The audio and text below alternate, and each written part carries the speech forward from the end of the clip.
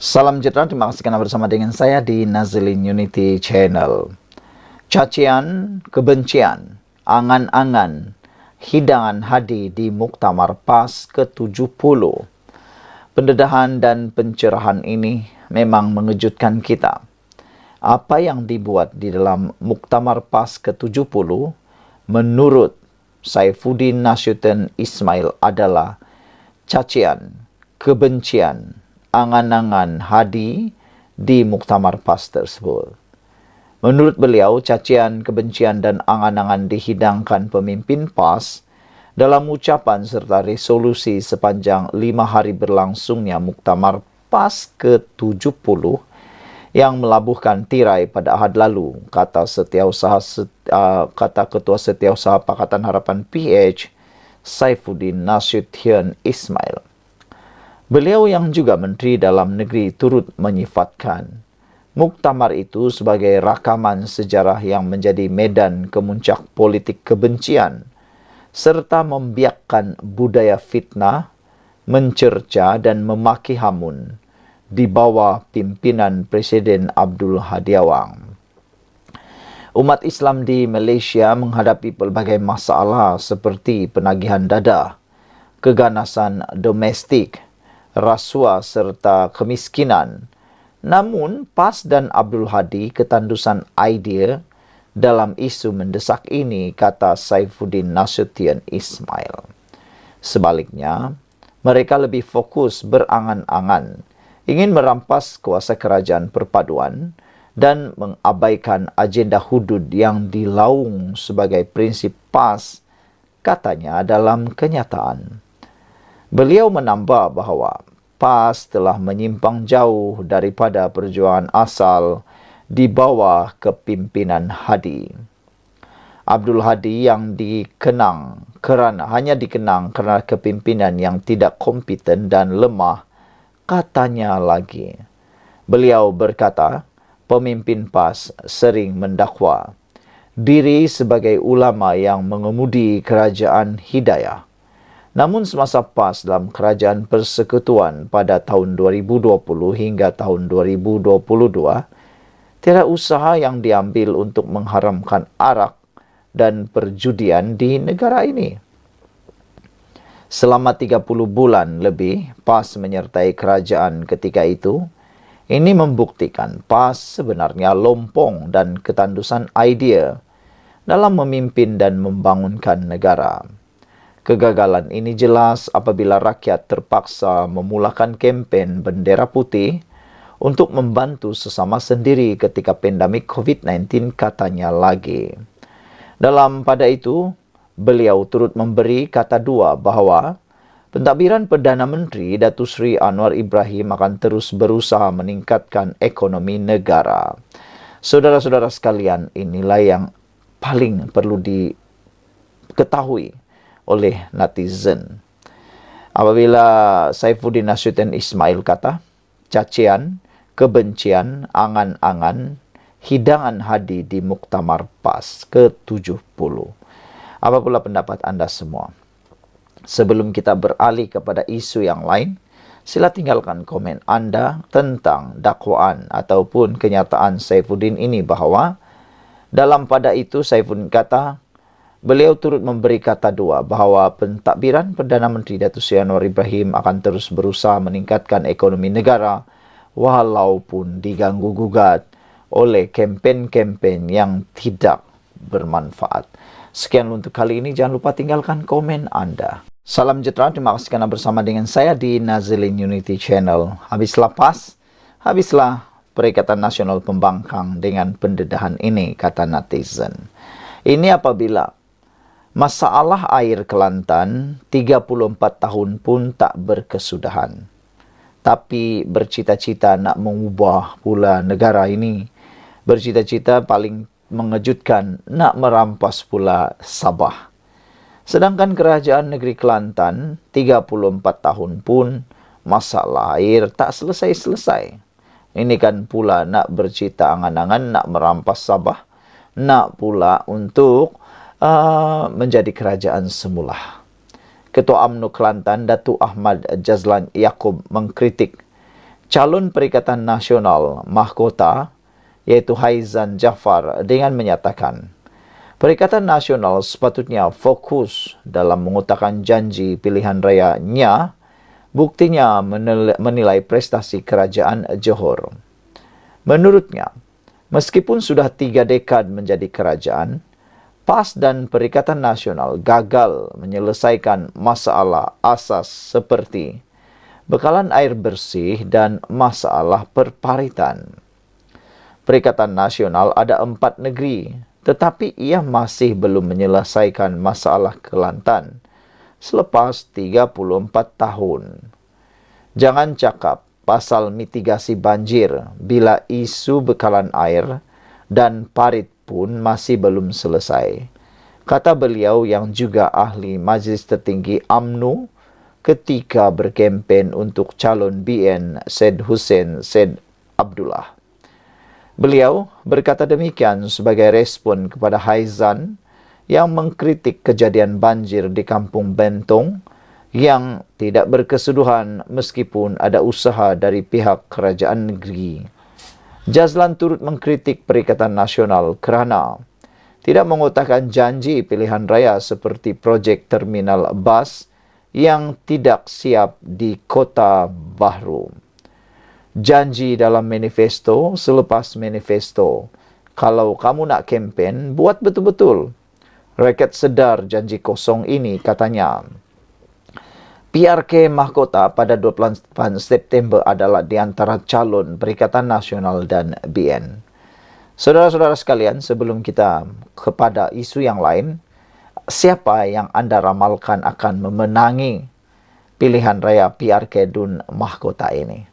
Adakah Barisan Nasional UMNO mampu mempertahankan kerusi itu? Atau adakah Parti Perikatan Nasional, Gabungan Perikatan Nasional, melalui calonnya daripada Parti Bersatu akan kalah teruk lagi?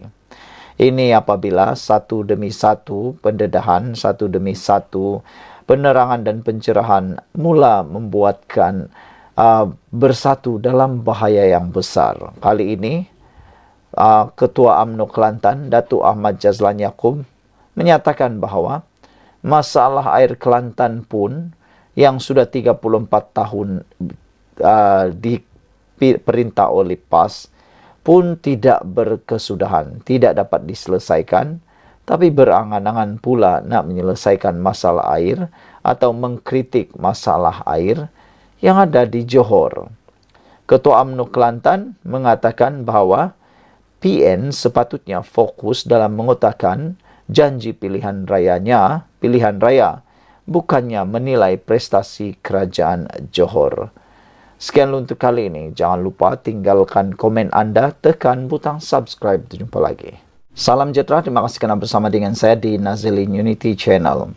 Ekonomi kini berkembang kerana pelaburan semakin percayakan Malaysia, kata Gubernur Bank Negara Malaysia. Adakah inilah yang paling ditakuti oleh Mahathir dan Muhyiddin serta pembangkang? Gubernur Bank Negara Malaysia, Datuk Seri Abdul Rashid Abdul Ghafur percaya peluang ekonomi negara untuk berkembang dalam jangka masa yang panjang adalah cerah kerana keyakinan pelabur terhadap Malaysia. Beliau berkata pelaburan yang diluluskan berjumlah hampir 84 bilion untuk suku pertama tahun 2024 mencerminkan kepercayaan pelabur terhadap negara ini yang semakin kukuh. Apa yang penting ialah prospek jangka panjang kita adalah cerah kerana pelaburan meningkat semula dengan kukuh dalam apa yang digambarkan sebagai kitaran menaik pelaburan terbaru, katanya menerusi Astro Awani. Malaysia mencatatkan nilai pelaburan yang diluluskan berjumlah 83.7 bilion, merentasi pelbagai sektor bagi tempoh Januari hingga Mac 2024. Ia mencatat peningkatan 13% berbanding 74.1 bilion bagi tempoh sama tahun lalu.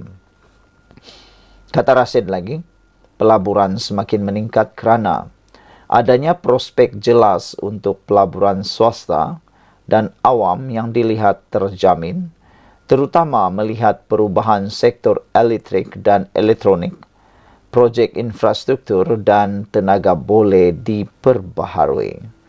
Katanya lagi, proyek berkualiti seperti ini boleh menyumbang kepada produktiviti lebih tinggi, sekaligus membuka peluang pekerjaan berpendapatan tinggi untuk rakyat Malaysia. Jumlah pelaburan yang diluluskan untuk suku pertama tahun 2024 merangkumi 1,257 projek yang dijangka menjana 29,027 peluang pekerjaan baharu untuk rakyat di negara ini. Saudara-saudara sekalian, dengan peningkatan kualiti ekonomi Malaysia dan adanya rangsangan seperti ini, kita sekarang ini sedang mengalami era pemulihan yang luar biasa. Malaysia satu ketika dahulu dikenali sebagai ekonomi rantau yang terbaik. Kali ini kita mula bangkit semula di bawah pimpinan Anwar Ibrahim. Apa yang diharapkan oleh netizen dan rakyat Malaysia ialah sudah-sudahlah berpolitik, kata mereka, terutamanya politik yang mahu memecahkan atau mahu menggugat kestabilan politik ekonomi di Malaysia. Tindakan sembrono pihak-pihak tertentu yang mengkabarkan, yang cuba mahu menjatuhkan kerajaan sekali lagi adalah tindakan yang betul-betul tidak bertanggung jawab. Tindakan-tindakan seperti itu boleh menyebabkan ekonomi negara akan terganggu lagi. Jadi, bak kata Ketua Duli Yang Maha Mulia di Pertuan Agong, Titah Baginda, berkata, Titah Baginda ialah berhentilah berpolitik. Kalau nak kempen, nak politik lagi, tunggu 5 tahun, kata Titah Baginda. Tunggu pilihan raya, barulah berkempen. Itu yang terbaik. Tahniah diucapkan kepada kita semua, rakyat Malaysia, khususnya negara Malaysia, dan khasnya juga pada pimpinan Perdana Menteri Anwar Ibrahim, kerana kita dilihat ekonomi berkembang, kerana pelabur semakin percayakan Malaysia. Kita jumpa lagi. Bye-bye. Salam sejahtera, terima kasih kerana bersama dengan saya di Nazilin Unity Channel. Ada orang kata, dengan keputusan kerajaan kali ini akan membuatkan walaun netizen akan lebih gembira. Walaun harap-harap dapat terimalah kenyataan bahawa Anwar kini menunaikan janji menurunkan harga minyak. Kalau kata Anwar Ibrahim belum lagi menurunkan harga minyak, itu bohong. Sehingga ke hari ini sudah berkali-kali harga minyak diturunkan. Kali ini sekali lagi harga RON 97 dan diesel turun 6 sen lagi. Harga runcit petrol RON 97 dan diesel di Semenanjung Malaysia turun sebanyak 6 sen kepada masing-masing RM3.19 seliter dan RM2.95 seliter bagi tempoh 19 hingga 25 September ini. Kementerian Kewangan dalam kenyataan hari ini memaklumkan pengurangan harga runcit itu seiring dengan penurunan harga pasaran minyak mentah dunia dan pengukuhan ringgit. Menurut kenyataan itu, harga runcit diesel di Sabah, Sarawak dan Labuan pula kekal pada paras RM2.15 seliter dan harga runcit petrol 95 kekal pada harga RM2.05 seliter. Penetapan harga itu ditetapkan berdasarkan harga runcit produk petroleum secara mingguan dengan menggunakan formula mekanisme harga automatik. Sejak 8 Ogos lepas hingga kini, kerajaan telah menurunkan sebanyak 40 sen seliter harga runcit diesel di Semenanjung Malaysia, manakala harga runcit petrol RON 97 turun sebanyak 28 sen. Saudara-saudara sekalian, kerajaan akan terus memantau perkembangan pasaran dan menyelaras harga runcit produk petroleum dengan mengambil kira pergerakan harga pasaran minyak global dan juga menyokong kestabilan harga bagi memastikan kebajikan dan kesejahteraan rakyat terus terpelihara menurut kenyataan itu. Kita nak tunggu apa reaksi walaun, apa reaksi pembangkang dengan penurunan harga minyak berterusan daripada pihak kerajaan ini. Jangan kata Anwar tak payung. Jangan kata kerajaan tak payung. Kerajaan dah payung berkali-kali dan menurunkan harga minyak berkali-kali. Jangan pula anda buat-buat tak tahu. Sekian untuk kali ini. Jangan lupa tinggalkan komen anda. Salam sejahtera, terima kasih kerana bersama dengan saya di Nazlin Unity Channel. Ini isu paling panas yang berlaku di Malaysia. Syndicate counter setting. SPRM jumpa hampir RM800,000 di bilik tidur pegawai immigration grade rendah. Wow! Inilah yang paling kita benci berlaku. Bayangkan duit yang dikumpul melebihi lebih kurang hampir RM800,000 disimpan dalam bilik tidur. Kita ni bukan di bilik tidur, dalam bank pun kosong, dalam akaun pun hampir kosong. Ini kan pula mereka tiba-tiba pula pegawai immigration grade rendah ada RM800,000 di dalam bilik tidur. Oh, ini memang hebat. Mungkin berbantalkan duit, mungkin bertilamkan duit. RM800,000. Dari mana RM800,000 itu? Pastinya syndicate counter setting. Wah, harap-harap ini akan menjadi pengajaran kepada ramai orang.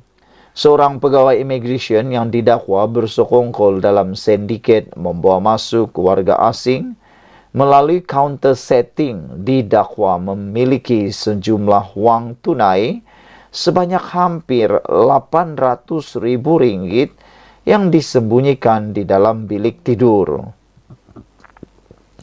Menerusi pendedahan dibuat Ketua Pesuruhjaya SPRM Tan Sri Azam Baki, kata pihaknya menemui sejumlah RM518,220 dalam bagasi di bilik tidur pegawai wanita immigration grade KP22 di kediamannya di Pahang.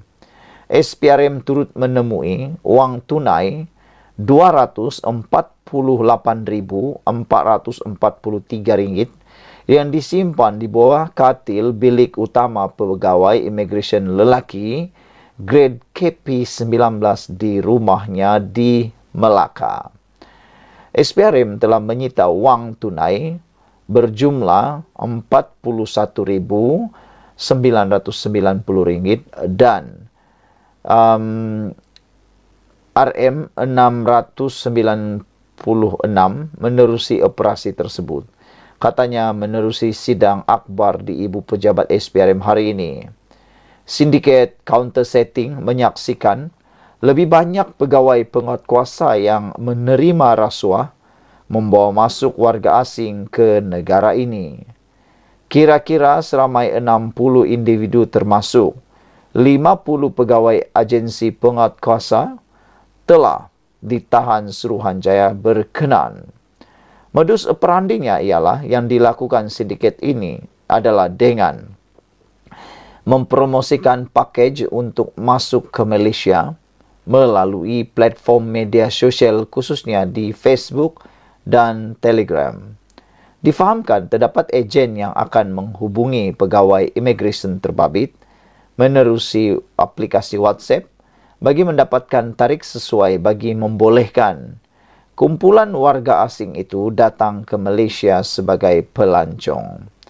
Pegawai-pegawai akan diberi rasuah antara RM200 hingga RM2,500 untuk setiap warga asing yang masuk ke negara ini.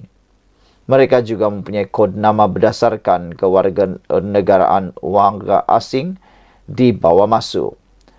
Azam Baki berkata, bagi warga Bangladesh, kod namanya ialah Schoolboy dengan rasuah sebanyak RM2,500. Bagi warga Myanmar pula adalah Junta RM1,500. Pakistan, Karpet Rp1.300. India, kicap, roti canai, Rp800. China, limau, Rp350. Vietnam, lychee nguyen, Rp350. Dan Indonesia pula, yaitu salak, Rp300. Kita bersyukur karena SPRM bertindak luar biasa sejak kerajaan dipimpin Anwar Ibrahim ini mengambil langkah membenteras perang rasuah habis-habisan. Kali ini hampir semua disapu habis dalam satu jabatan ini, yaitu immigration, yang melibatkan hampir baru-baru ini 60 individu termasuk 50 pegawai agensi penguatkuasa telah ditahan Suruhanjaya berkenan. Wah, ini memang luar biasa. Terdapat ejen yang akan menghubungi pegawai immigration terbabit menerusi aplikasi WhatsApp. Yang mengejutkan kita semua, nilai rampasan hampir Rp800.000 disimpan di bilik tidur. Hang ada Rp800.000 di bank. Mereka tak ada di bank, tapi ada di bawah katil.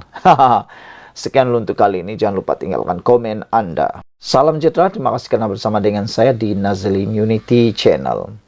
Adakah benar apa yang disebut oleh pembangkang itu adalah pembohongan? Ini apabila satu laporan kata, tak benar MOU langgar perlembagaan. Itu kata pemimpin UMNO.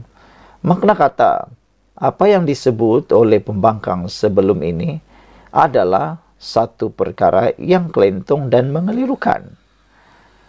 Wan Agli Wan Hasan berkata, dakwaan dibuat pengerusi PN Muhyiddin Yassin dan Setiausaha Agung Hamzah Zainuddin tiada bukti kuku.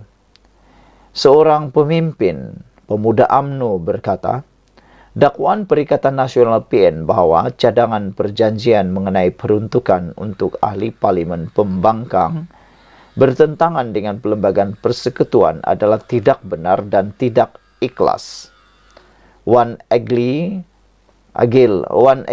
Wan Hasan berkata, dakwaan yang dibuat oleh pengerusi PN Muhyiddin Yassin dan Setiausaha Agung Hamzah Zainuddin tidak mempunyai bukti yang kuku. Katanya, Hamzah tidak menjelaskan bahagian mana dalam memorandum persefahaman MOU itu yang dikatakan bermasalah atau bagaimana ia akan menjejaskan hak istimewa orang Melayu dan Bumi Putra. Menurut Wan Agil, draft MOU yang ditolak oleh PN itu dengan jelas menegakkan Perlembagaan Persekutuan dan kerangka demokrasi berparlimen. Fokus utama MOU itu adalah untuk mempromosikan prinsip marwah dan kesaksamaan untuk semua, tanpa mengira kaum, agama, bahasa, atau budaya, katanya lagi. Pesanan ini selari dengan nilai-nilai asas dalam perlembagaan dan bukannya bercanggah dengannya. Lebih penting, draft MOU itu tidak mengandungi sebarang peruntukan yang akan mengurangkan atau menjejaskan hak-hak istimewa orang Melayu dan Bumi Putra, kata pengerusi tetap pemuda UMNO itu kepada FMT. Wan Agil berkata, dakwaan bahawa MOU itu menjejaskan hak-hak Melayu dan Bumi Putra kelihatan lebih sebagai taktik politik daripada kebimbangan sebenar. Beliau turut berpendapat Perikatan Nasional dengan membuat dakwaan sedemikian mungkin cuba meletakkan diri mereka sebagai pembela orang Melayu dan Bumi Putra untuk menarik sokongan di kawasan majoriti Melayu. Katanya, mendorong naratif seperti itu akan menimbulkan keraguan terhadap komitmen kerajaan dalam melindungi hak-hak ini, walaupun kandungan sebenar MOU tidak mengancamnya. Ia seperti usaha untuk mengalihkan perhatian daripada bahagian lain dalam perjanjian itu yang mungkin mereka tidak suka. Isu kaum dan agama adalah topik sensitif dan saya tertanya-tanya, jika taktik seperti ini digunakan untuk menimbulkan kontroversi, katanya. Katanya lagi, pendekatan pembangkang itu mungkin menarik minat sesetengah pihak, tetapi ia menyederhanakan isu yang kompleks dan mungkin memudaratkan perpaduan negara. Pada hari yang lepas, Hamzah yang juga ketua pembangkang mengumumkan PN sebulat suara menolak draft MOU kerana mendakwa ia bertentangan dengan Perlembagaan Persekutuan dengan beberapa syarat dikenakan dikuatiri menjejaskan hak istimewa orang Melayu dan Bumi Putra. Beliau juga berkata draft MOU itu mengandungi syarat yang boleh dianggap sebagai bertentangan dengan nilai tradisi, nilai moral, agama serta nilai-nilai tempatan. Pada Selasa lalu, Muhyiddin berkata antara syarat terbabit ditetapkan antaranya menghalang ahli parlimen Perikatan Nasional membuat kenyataan mendiskriminasi mana-mana pihak sama ada atas dasar agama, kaum atau apa-apa faktor identiti yang lain. Pengurus CPN itu turut mendakwa identiti yang lain dalam syarat ke-10 dalam MOU itu merujuk kepada kumpulan LGBT. Sementara itu, Ketua UMNO Subang Arman Azhar Abdul Hanifah menggesa pembangkang terutama Hamzah supaya menghentikan polemik seperti itu dan mengutamakan kebajikan rakyat. Arman berkata sudah tiba masanya Hamzah melangkah ke hadapan. Beliau sepatutnya mencadangkan alternatif untuk memperbaiki MOU daripada mempolitikkan isu ini sehingga mengelirukan rakyat dan menimbulkan kegelisahan. Sekian dulu untuk kali ini. Jangan lupa tinggalkan komen Anda.